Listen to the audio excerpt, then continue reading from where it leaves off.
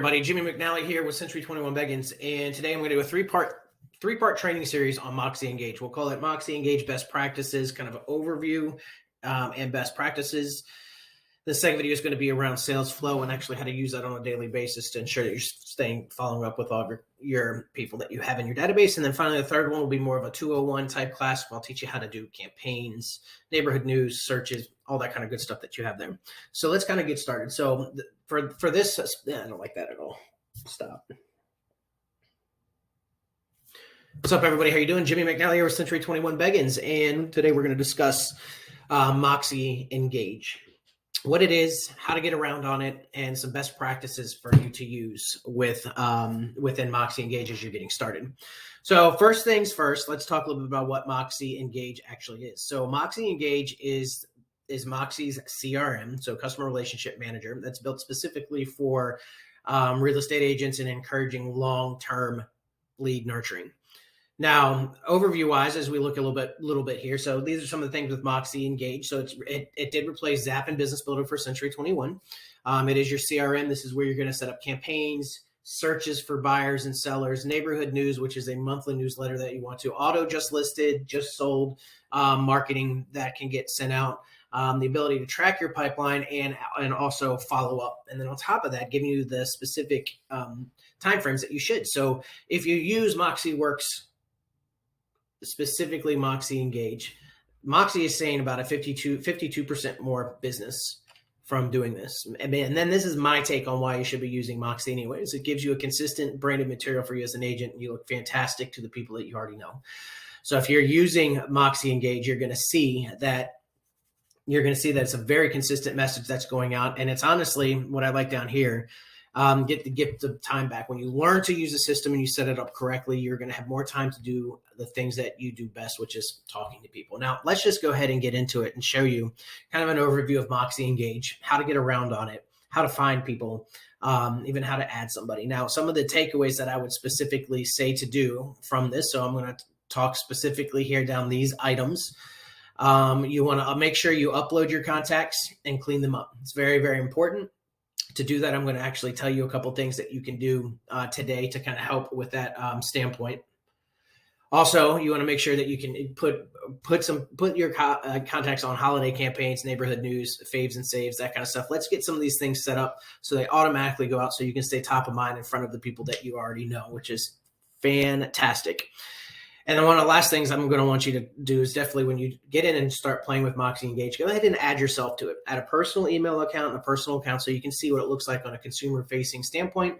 Get comfortable using the system the way it needs to be used, and that way you're not showing up kind of funky or anything like that with your specific people that you're doing. So let's go ahead and get into it. Now, to get into Moxi Engage, you're going to go into 21 Online Productivity Hub, scroll down until you find one of the Moxi modules.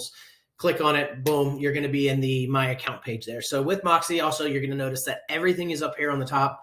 So once I log in one time, I'm able to easily move through my website, Moxi Present, Engage, Impress, Promote, and Directory.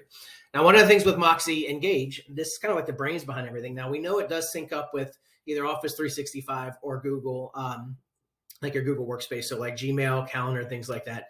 That actually syncs completely up with Moxi Engage and just Moxi in general. So any contact that you already have in your Gmail account that you are syncing with Moxi Engage will come over as a client in Moxi Engage. So just be aware that that's going to happen when the first time that you sync your email in there. And there's nothing wrong with having all of your contacts in your CRM. Actually, I advise it because I think it's very important to stay in top of mind and in front of everybody that you know, hands down. Now, also, Moxi Engage to me is kind of the brains behind everything too. So Moxi Engage will allow you to, when you put a contact in there, when I send a presentation to them through Moxi Present, it actually will track the activity and let me know that I sent it if they've opened it. If I set up a search for somebody in Moxi Engage, it actually is going to my website and it's setting up there, and that's actually setting up a search on my website for my potential clients to be looking on there and getting active people on my website. Moxi Impress, there's another option there where I can make there's auto-generated projects and marketing material already, but I can make my own stuff and then I can send it to the contacts that I have in my groups that I have set up in Moxi and Moxi Engage. So to me, Moxi Engage is probably the brains behind everything, but it does allow you to, again, give you a little bit more time on your hands if you follow through and use Moxi the way it's supposed to. So let's go through what we have here. What you're going to notice on yours is you're going to have this thing on the top here. You have dashboard, which is what you log into when you click Moxi Engage. People, where you can have an overview, my people. This is also where I can easily add somebody into Moxi Engage. I can do it very quickly right here.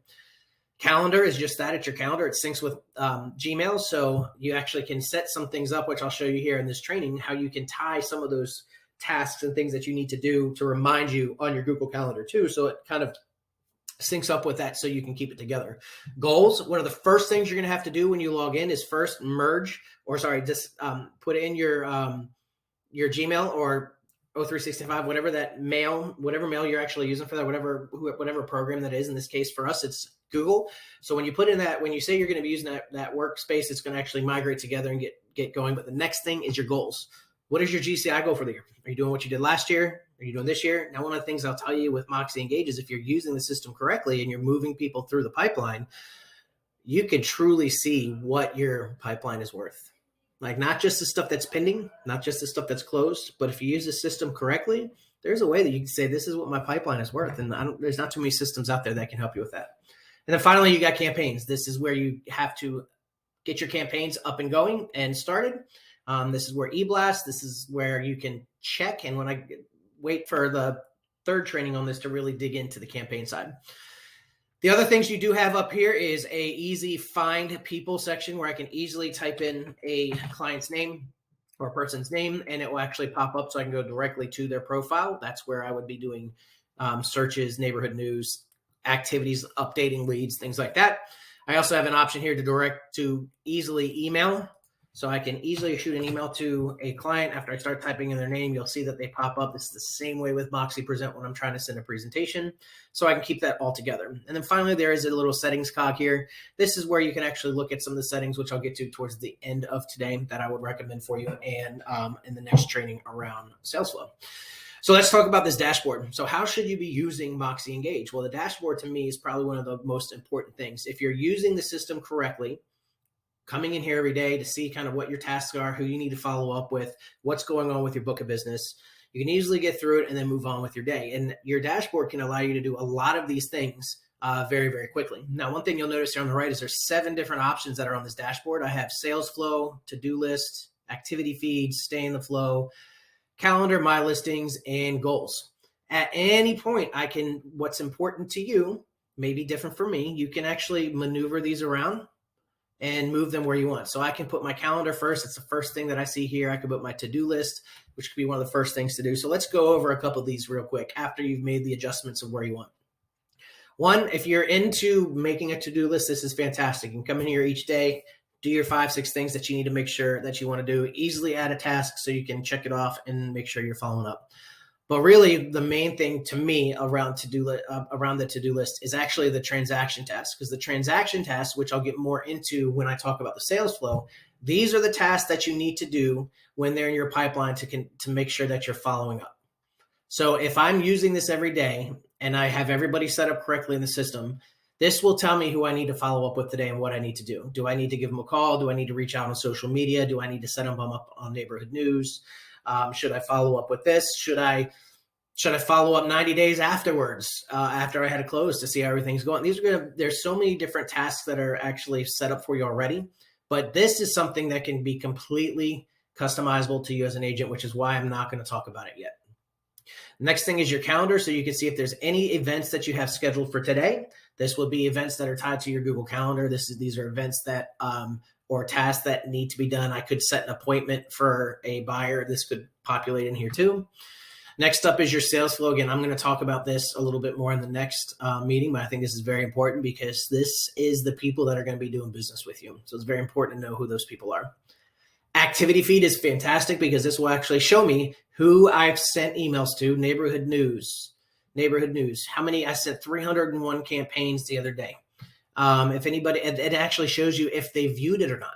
So this is actually a kind of like a little stalker-ish, but this will tell me what kind of activity is happening with the people that are in my CRM. Stay in the flow is a random up to 5 people that you have not contacted, not done anything with. and you can hit this little settings cog and say, you know what, I just want anybody that I have not talked to in the last 60 days to pop up here. Brandon will take 5 people. These are 5 people that are just, you have not reached out to, or at least told the system that you've reached out to them, and you're good to go. And my listings is exactly what it is. Anything that's listing, pending, and sold will actually show up here for you so you can see what's going on. And then you have your goals. So this shows me at 18% of the goal that I have for this year. Where I spend the majority of my time, though, is probably here and then people, my people. So the dashboard is the most important place once you've gotten everybody set up. But to get everybody set up, let's get into my people. And there's going to be some specific takeaways that I'd want you to do here. When I get into my people, the first thing you can do here is add. I would go ahead right now, pause this video, and add yourself with a personal email address so you can start playing around with the system, set yourself up on campaigns, searches, neighborhood news, all that stuff that you have going in here. So I'm going to go ahead and show you. So after, when we go to actually add somebody, there's 2 options. I can import contacts, or I can do a single contact. Single contact is just that. I can go in first name, last name. I can change a label to set it up so it says Mr. and Mrs. So such and such, phone numbers, multiple email addresses. I can even put specific dates like birthdays, anniversaries, house anniversaries. Like, these are super important. And especially if I'm tying my calendars together, I'd love to be on my phone. I pull up my Google Calendar. It says, oh, guess what? It's Jimmy's birthday today. So I would go in and make sure, and I'm going to show you how to turn some settings on that. We'll kind of discuss that a little bit more. You can add relationships. So who's what, brother, child, domestic partner, manager, mother, parent. You can add all these things directly to this. So it gives you the story of this person that you're putting into the system. Once you're done, you want to go ahead and click done. Now, I'm not going to add anybody at this point, but once you're done, you're going to go back to, you actually will open up that person's page. I'm going to use this one as an example. So when you come in here, you'll see that I have added one person already to this system. Now, what I'm going to do is I believe I made this one a personal contact. So I'm going to uncheck this so they actually can be moved into the sales flow. Now, I'm not going to go super crazy in here, but this is what it will look like after you put somebody in here. Are they a client or are they not? Okay. And again, I'm going to talk about the sales flow next, but a client is someone that you are doing business or could possibly do business with. A non-client is someone that you will not. So for instance, a client could be a past buyer, past seller, someone you met at a gas station or at an open house. They've decided that you're ready to do business, but you still want to market to them and you still want to follow up. If I make them a client, they put them in the sales flow, and the sales flow has tasks that I need to do for each one of these people to make sure that I'm following up with them.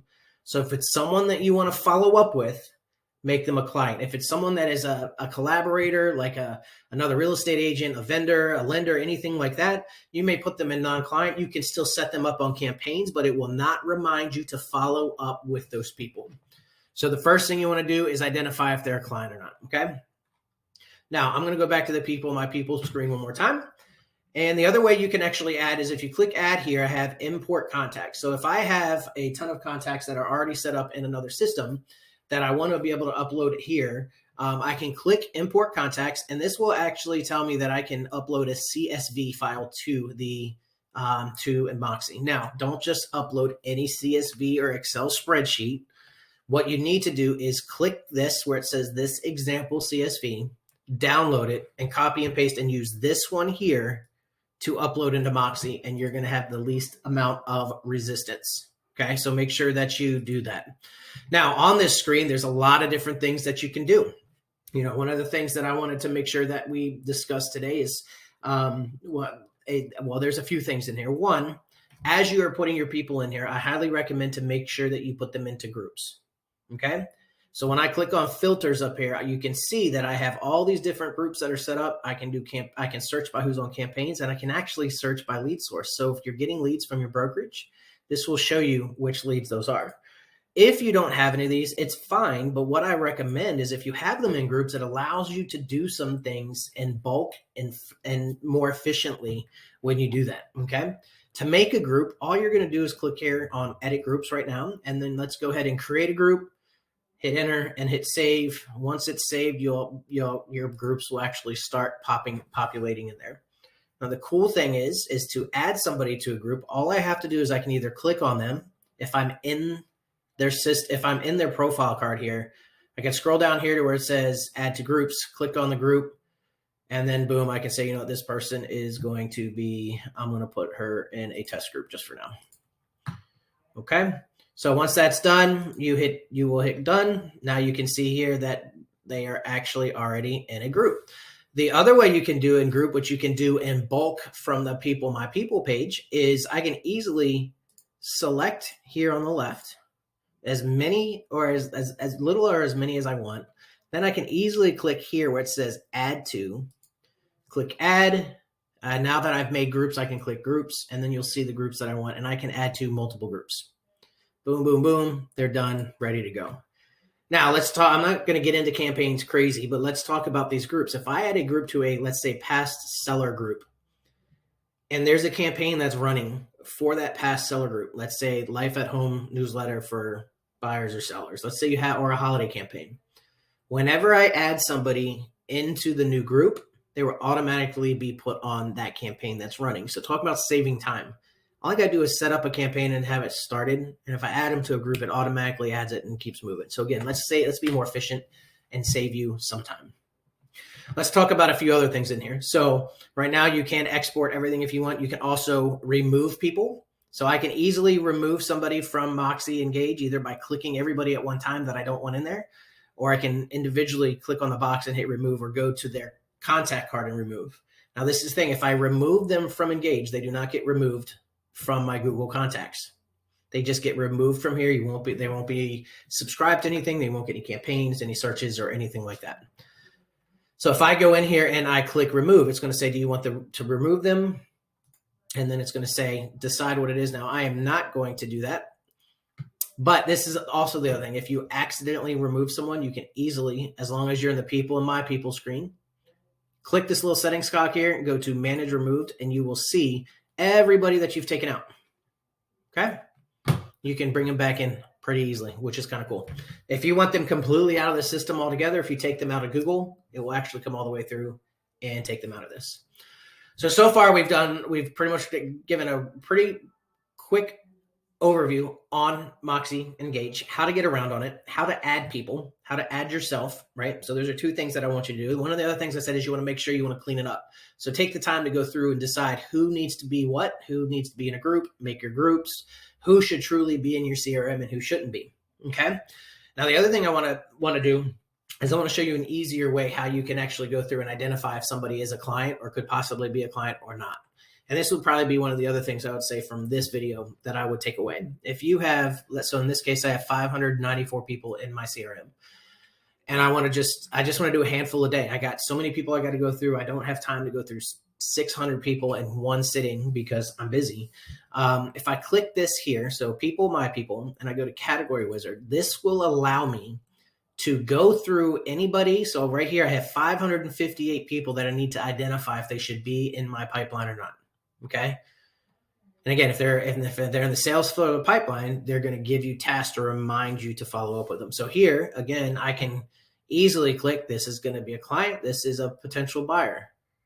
This one is a client, but it is a past client. So I'm going to put them in marketing and go back to, he's actually a past seller and buyer, create plan.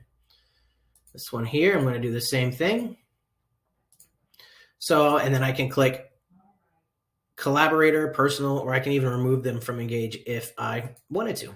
So take the time. If you have 600 contacts, it pulls up 6 at a time. Maybe do like 3 or 4 pages of these a day and then move on with everything. Take the time now to get it adjusted. So as you do that, you'll start having things that you're going to need to do to follow up with these people, which is going to be really cool. And that will be the next video, will be all around the sales flow, how to walk them through the sales flow, why you want to put them into the sales flow, and where you can go from there.